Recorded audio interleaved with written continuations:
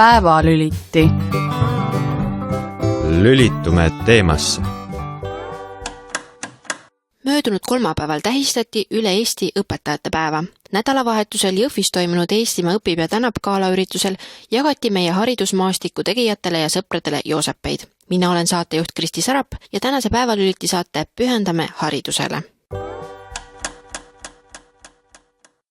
Kogu riigis käima lükatud koolivõrgu korrastamise kava järgi on juba Põlvamaal näha esimesed muutused. Loodi Põlva riigigümnaasium. Kanepi gümnaasiumi saatus on koolivõrgu korrastamise ja väheste laste tõttu juba mitmeid aastaid lahtine. Möödunud neljapäeval sõnastasid lapsevanemad üldkoosolekul enda seisukoha ja lähemate nädalate jooksul langetatakse lõplik otsus.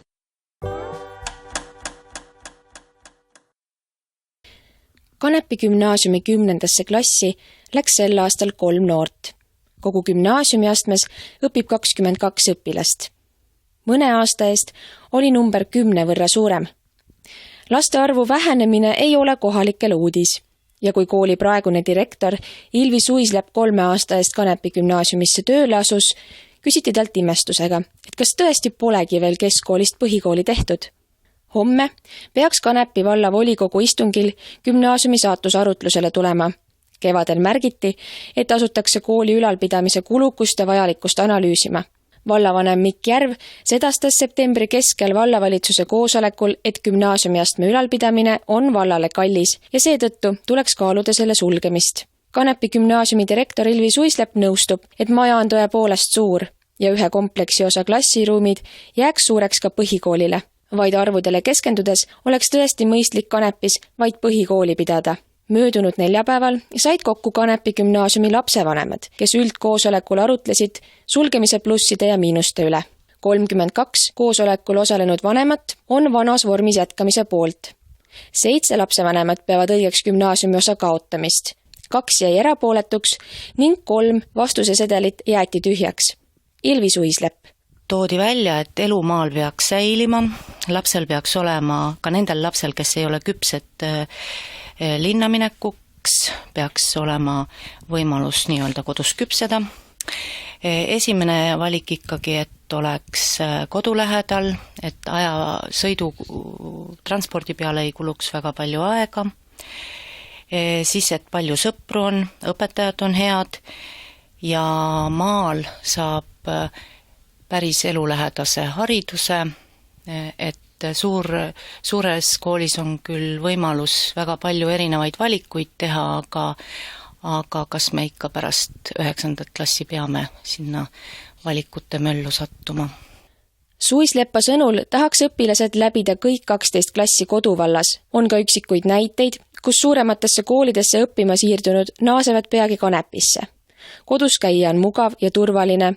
Pärast keskkooli jõuab rännata piisavalt ja täisealiseks saades on ka elusihid rohkem paigas. Ka lapsevanemad kinnitasid, et neile, kes ei ela Kanepi valla keskuses, muutub muudes koolides käies koolitee väga pikaks. Õpilase tööpäeva mõistlikus pikkuses hoidmiseks oleks noore ainus variant kolida näiteks Põlvasse või Tartusse. Veidi rohkem kui pooled gümnaasiumieas Kanepi valla noored käivadki juba mujal koolis. Viimast paari aastat vaadates on ka Põlva gümnaasiumisse minek vähenenud ja pigem suundutakse Tartusse. Ilvi Suisläpp märgib, et ministeeriumi mõõtude järgi ei ole Kanepi gümnaasiumis juba aastaid käinud piisavalt õpilasi.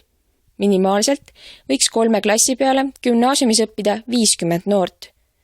Võib argumenteerida, et viimaste aastate vähenemine polegi mastaape võrreldes katastroofiline. Millised aga on need argumendid, miks Kallivõitu gümnaasiumi peaks siiski maapiirkonnas pidama? Toon mõned näited vallavolikogule esitatavast dokumendist, kuhu on koondatud lapsevanemate seisukohad. Näiteks leitakse, et kõrgkooli astujaid vaadates võib olla kindel, et kodulähedases koolis saadakse linna või riigigümnaasiumiga võrreldes samaväärne haridus. Ei saa väita justkui maapiirkonna kool kvaliteedilt kuidagi nõrgem oleks, leiavad lapsevanemad. Samuti arvatakse, et mida vähem on klassides lapsi, seda enam on õpetajatel võimalik kõigile lastele keskenduda, vastavalt nende eripäradele. Lapsevanemad tunnevad, et 12 aastat kodu lähedal käinud laps on tark ja looduslähedane ning eluks küps. Mõistagi on tugev argument ka finantspoole arvutamine. Gümnaasiumiharidus on oluline ja annab eelise ka neile, kes ei plaani ülikooli minna. Paraku võib aga juhtuda, et kõigil peredel pole võimalik noort linnagümnaasiumis ülal pidada ja siis on valik lihtne, kuid nigelam. Piirdutakse vaid põhikooliharidusega. Seega võib juhtuda, et mitmed maapiirkonna noored jäävad valikute puudumise tõttu keskharidusest ilma. Lapsevanemad arutlesid ka selle üle, et on võimalik, et mõned pered kolivadki haridusvõrgu muutuse pärast Kanepi vallast minema. Just kool on kogukonna elu keskpunkt ja meeldiv kasvukeskkond, mis suudaks noori veenda ka pärast kõrgkooli õpinguid Kanepisse naasma.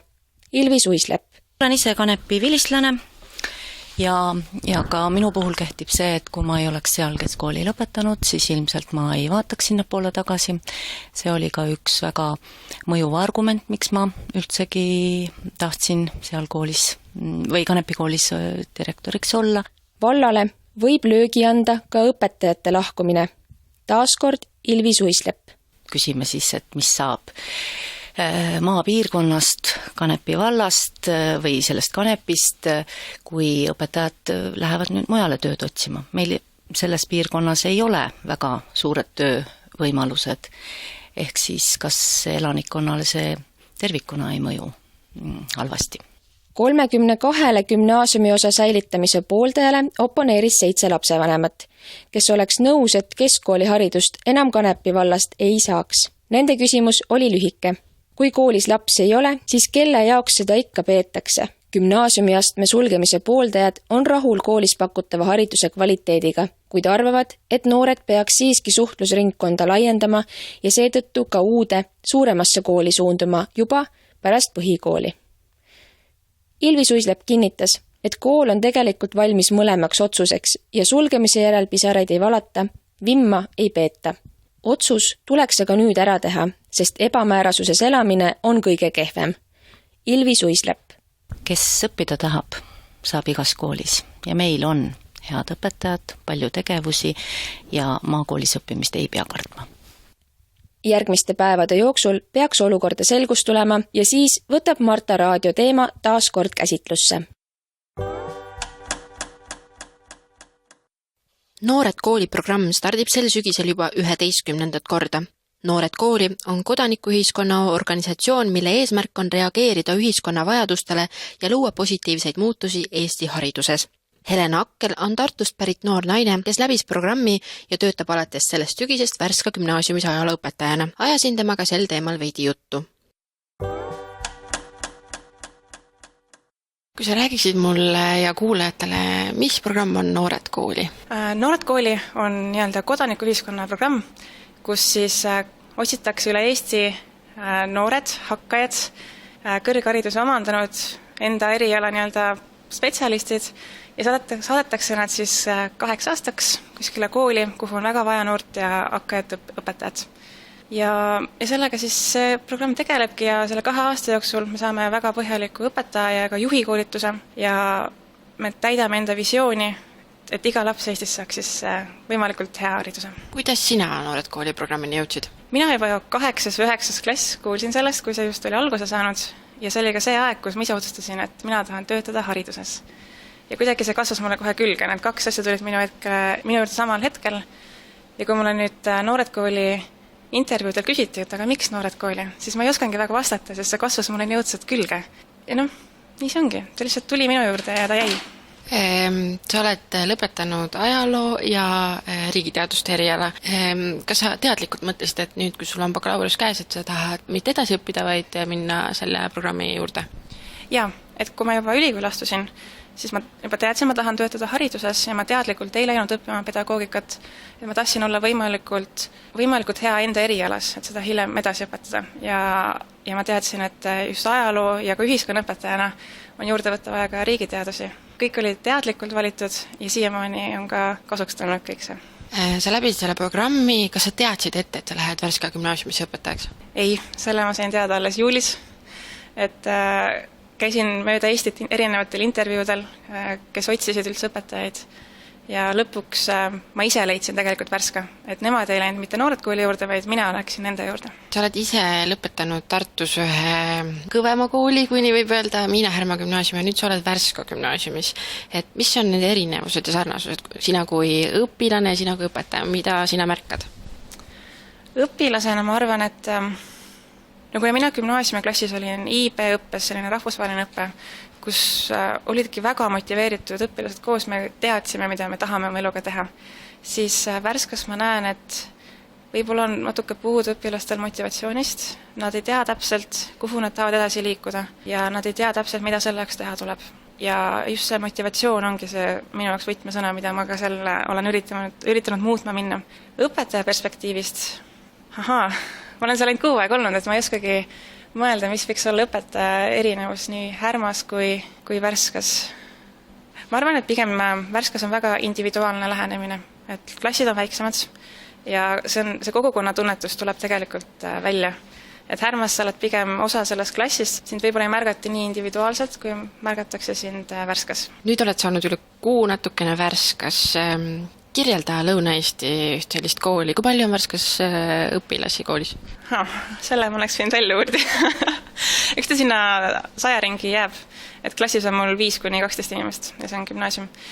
Aga ma läksingi sinna selle eesmärgiga, et leida ka seda kogukonna tunnetust ja seda on just Värskas väga tugevalt tunda. Nad väärtustavad enda kultuuri, nad väärtustavad enda keelt. Just oli meil ka Setu kultuurinädal, kus sai seda kohe eriti kõva pauguga. Ja minu jaoks on hästi huvitav see, et kui ma jalutan seal tänaval, see üks tänav, mis meil on seal, kõik ütlevad mulle tere. Ma ei tea neid, nemad vist mind teavad, aga isegi kui sa oled täiesti võõras, siis nad ütlevad sulle tere. Kui sa aevastad poes, ütleb mulle keegi selja tagant terviseks. Aitäh! Et seda linnas nagu väga ikka ei kohta. Sa rääkisid ennist, et seda motivatsiooni võib-olla on õpilastel vähe. Sina kui noor verivärske õpetaja, mis on sinu arvates praegu hariduse sellised probleempunktid? See sama ongi. Igaüks vaatab küll oma mätta otsast, et mida tema näeb, et kindlasti Ida-Virumaa koolides on mõned muud probleemid, aga mina näengi just oma mätta otsast, et õpilane, ta ei taha koolis käia, ta näeb seda kohustusena ja ta ei naudi seda õppeprotsessi. Et see kool võiks olla nauditav, see võiks olla arengut julgustav ja ka õpilane ise näeks enda rolli seal koolis ja enda rolli ka selles kogukonnas. Mida sina näed, mida annaks Värskas ühel noorel, saab hariduse, ütleme, kuskil mujal, miks ta peaks tulema oma kogukonda tagasi? No mina olen oma õpilasi need 6 aega ikka julgustanud, et loomulikult minge, aga eks iga inimene teeb oma otsuse südame järgi. Ma ei arva, et ta peab tagasi minema sinna, kus ta ei tunne ennast koduselt. Õnneks ma loodan, et mu õpilased seal Värskas tunnevad ennast koduselt ja veri on paksem kui vesi ja juured on ikkagi tugevad. Et kui sul on ka head mälestused enda minevikust, siis sa lähed sinna tagasi. Aga ma usun, et võtmesõna on see tajumine enda rolli ühiskonnas ja kogukonnas. Kui nad saavad aru, kui palju võivad nemad ära teha ühe väikse, aga enda jaoks tähtsa kogukonna jaoks, siis ma usun, et see tekitab neis motivatsiooniga tagasi tulla. Mida noored väljaspool koolitunde teevad Värskas?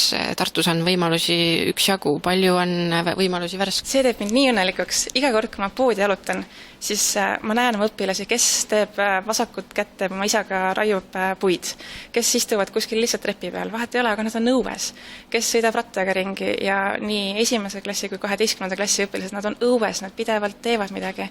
Värska meie kool on ise ka väga tervist arendav kool ja seal linnas või väikses kohas on hästi palju sportimisvõimalusi ka. Terviserajad on seal, lisaks on meil koolis ka muusikakool, et ma olen ka klassijuhataja ja mul ongi väga raske teha klassiõhtuid, sest kõik mu lapsed käivad kas trennis või muusikakoolis või mõlemat.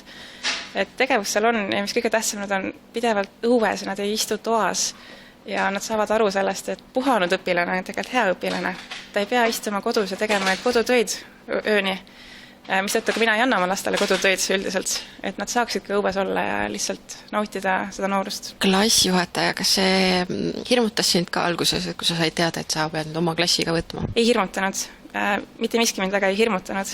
Pea ees vette ongi see võib-olla võlu ja kuna mul oligi see soov tajuda mingit peretunnetust, siis lisaks olemaks ka klassijuhataja annab seda väga palju juurde. Mis klassi sa juhatad? 5. klass. Ja kuidas tunne on, kas nad on sind selle 6 aega omaks võtnud? On küll. on küll, et meil on juba omad traditsioonid tekkinud selle lühikese ajaga ja vahepeal võib-olla hägustabki see piir ära, et kas ma ütlen nüüd tšau või ütlen ma nüüd tere, et me oleme nüüd kuidagi juba kuu aega nii pereks olendunud, et ma ise olen ka natuke hämmingus, et kuidas ja miks see juhtus. Sa oled ametilt siis ajalooõpetaja, eks ole? Ajalooõpetaja, ühiskonnaõpetaja, filosoofiaõpetaja, tsivilisatsioonid väljaspool Euroopat ja inimene ja õigusõpetaja ka. Ossa. No tavaliselt üle Harju keskmise õpilased ütlevad ajalugu nii iga, miks ma pean seda õppima. Sa oled ise ajalugu ju õppinud, sul on olnud ka mingisugused eeskujud. Kuidas sa teed ajaloo põnevaks, et lapsed tahaks seda õppida? Ma olen õpilastel esimene tund, ma tegin selgeks, et tähtis ei olegi võib-olla see fakt või see teadmine, aga need oskused seal juures. Ja mul on 4 sellist võtmesõna, mida me ajaloos pidevalt õpime, on siis loovus, suhtlemine, koostööskus ja kriitiline mõtlemine. Ja seda ma suudangi iga tund ikkagi tuua. Lisaks, kuna meil on hindeline ülesanne iga päev ajalehte lugeda, sellest rääkida, siis minu ülesanne on ka ise väga põhjalikult need ajaleheartiklid välja lugeda, mõelda, mida lapsed selle kohta hakkavad rääkima ja üritada leida neid seosed siis ajaloo mingi sündmuse või juhtumiga. Ja see paneb neil silmad särama, sest äkitselt nad nagu mõistavad seda kõike rohkem. Ja kui alguses nad ei lugenud keegi ajalehti, nad isegi ei teadnud ühtegi presidendikandidaati, siis nüüd nad palju rohkem arutavad kaasa, nad uurivad, nad mõtlevad ja kui ma olen küsinud nende käest tagasisidet, siis nad ütlevad ka, et tänu sellele tunnile ma saan aru, mis maailmas toimub. Tavaliselt ajalugu õpetatakse nii, siin on õpik, alustame rauaajast ja lõpetame siis nüüd laulva revolutsiooniga. Mis on need sinu innovaatilised võtmed, kuidas ajalugu teisiti õpetada? Õnneks mul üldiselt gümnaasiumis õpikuid ega tööviikuid ei olegi. Ma olen väga palju, eriti vanemates klassides, ma teen näiteks seminare lastega.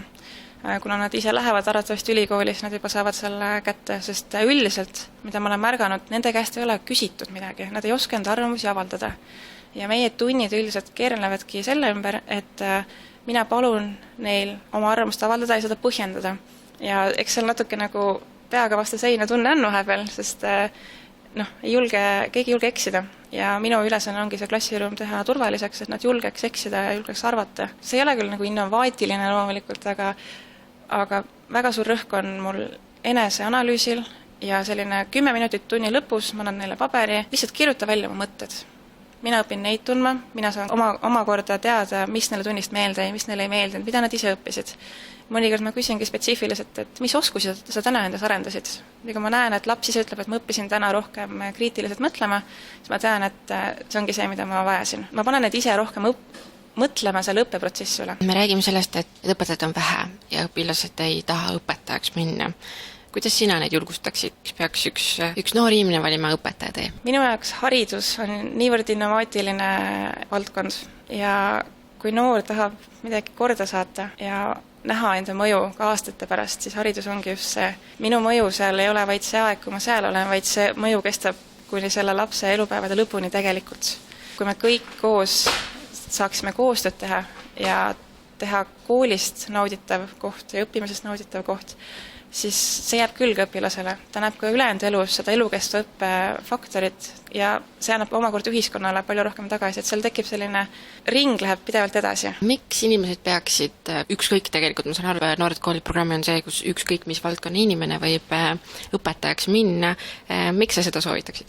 See, kes saab hakkama klassi ees, saab hakkama igal pool elus. See juhi roll, see liidri roll, see motivaatori roll tuleb kõige paremini tegelikult välja seistes klassi ees. Noored kooli õpetab samuti ka eesmärkide ja visiooni poole püüdlemist. Ma lihtsalt ei õpi seda ametit, aga ma näen selle laiemat mõju ja ma tegutsen selle nimel. Mis mulle Noored koolis meeldib, ongi see, et meid on seal juba päris palju, me kõik tegutseme ühe visiooni nimel. Igale lapsele Eestis hea haridus ja see on võimastunne.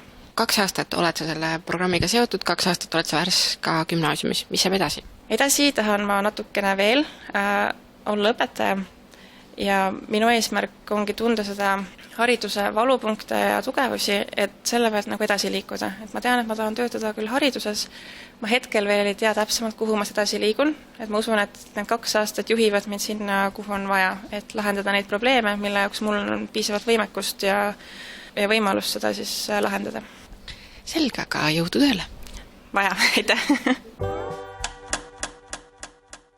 Lõpetuseks püüdsime eelmisel kolmapäeval Põlva gümnaasiumist kinni ühe õpetaja ja õpilase, et viia läbi üks korralik teadmiste kontroll. Õpilane hoiab tunnikontrollide ja kontrolltöödega ajutoonuses. Kuidas on lood õpetajaga? Kuulake ise.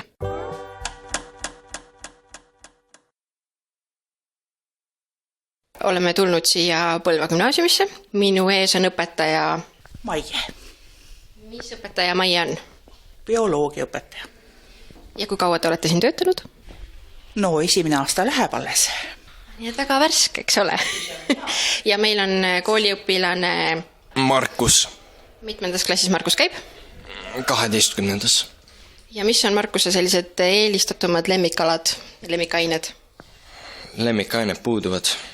Aga millised teadmised, mille sa arvad, et oled nagu selline üle keskmise? Ajaloos üpris kindlalt. Selge. Ja õpetaja, millal teie viimati, teie teete tavaliselt kontrolltööd, aga millal te ise ühe sellise korraliku kontrolltöö läbisite? Aga tegelikult see on igapäevaselt on üks hea kontrolltöö, kui lastele pead rääkima sellest, mida nad võiksid nagu teada. Selge, aga ma arvan, et me alustame küsimustega. Meil on ette valmistatud 10 küsimust. Esimene küsimus ja esimesena vastab õpilane. Mis on heraltika? Ei ole õrna aimugi. Heraldika. Ma arvan, et heraldika oleks midagi lippudega seotud. Mida on õpetaja? Mina tean seda, et see koosneb päris mitmest tähest. Ja kui siis veel mõelda, et mis see on, siis see on midagi väga keerulist. No, ma saan öelda, et õpilani sel korral natuke lähemal. Heraldika tähendab vapindusega tegelev teadusharu. Seega 1 punkt õpilasele. Teine küsimus. Selle Eesti kirjaniku pseudonimid on olnud Kepiveremõisa Perisherra, Rein Rih, Siim Sõnajalg ja Tiiu Tasane. Kes võiks olla see Eesti kirjanik? Ei tea. Kuidas see veel täpsemalt oli? Kepiveremõisa Perisherra, Rein Rih, Siim Sõnajalg ja Tiiu Tasane. Ei tea. Mis õpilane pakub? Ma ütleks, et Johan Laidoner. Et võiks olla Eesti kirjanik? Miks ka mitte? Aga tegelik õige vastus on Eduard Vilde. Teadsin seda, aga ma ei tahtnud öelda. Seis. Oleks punktidega liiga ette saanud muidu. Ma arvan ka. Lähme 3. küsimuse juurde. Kuidas suri Prantsuse rahvuskangelane Jeanne d'Arc? Põletati ära Inglismaal. Ja tuleriidal kahjuks. See on täiesti õige vastus. Põletati tuleriidal. Seis on 2-1. Nii, lähme 4. küsimuse juurde. 1962. aastal valiti Eesti rahvuslinnuks suitsupääsuke. Millises riigis on suitsupääsuke veel rahvuslind? See on üks Euroopa riik. Hollandi järsku. Pakun Albaania. No, õpetajal läks natuke lähemale. Tegelik õige vastus on Austria. Seis on endiselt 2-1. 5. küsimus. 1871. aastal oli Chicagos suur tulekahju. Hukkus 300 inimest ja koduta jäi 9000 inimest.